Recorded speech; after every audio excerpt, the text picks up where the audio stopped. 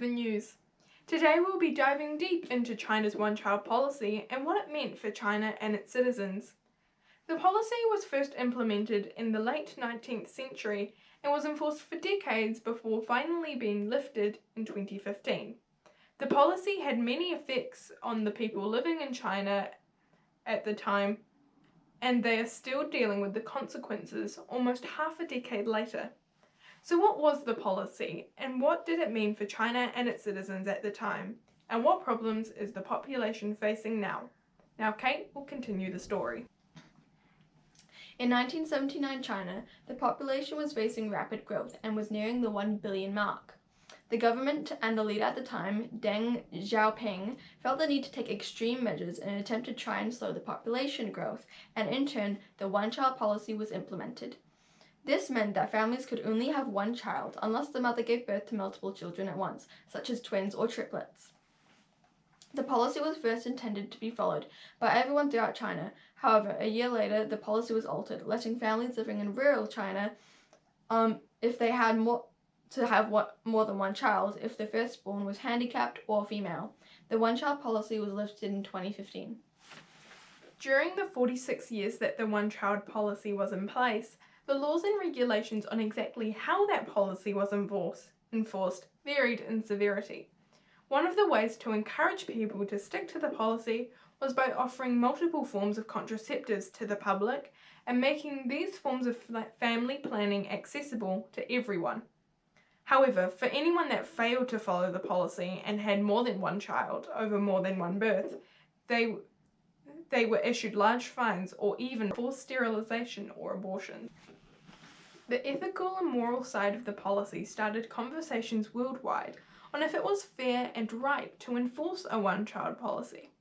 Many people were concerned over the fact that the government had control over people's decisions on starting a family and how large that family may be. There was also concerns around how the policy was enforced through sterilization and forced abortions for those who broke the policy. People argued that taking away someone's reproductive rights through sterilization and forced abortions was violating their human rights. Another cause for concern was the children who were born outside of the policy. These children were undocumented and therefore would face many issues around further schooling and finding a job when they grew up. By having the one-child policy in place, it was setting these kids up for life living in poverty, and the ethical questions were raised around the one-child policy and how it took these undocumented children's rights away before they even got a good shot at life.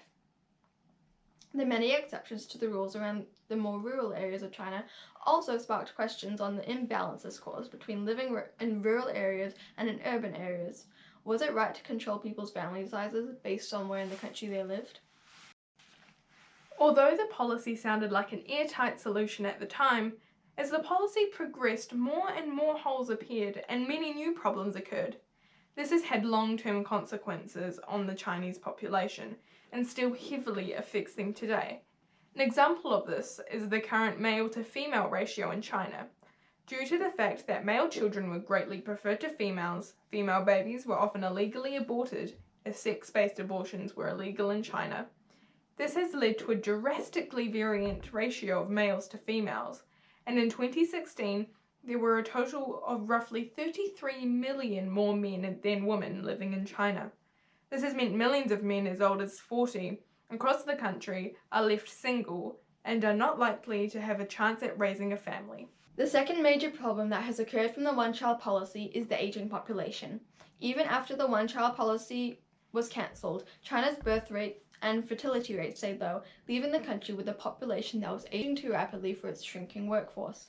A study shows that it's estimated that by 2050, 1/3 of the population in China will have retired, and coupled with the amount of children who will not work, the diminishing working population will indefinitely struggle to support the elders as taxes rise and poverty increases.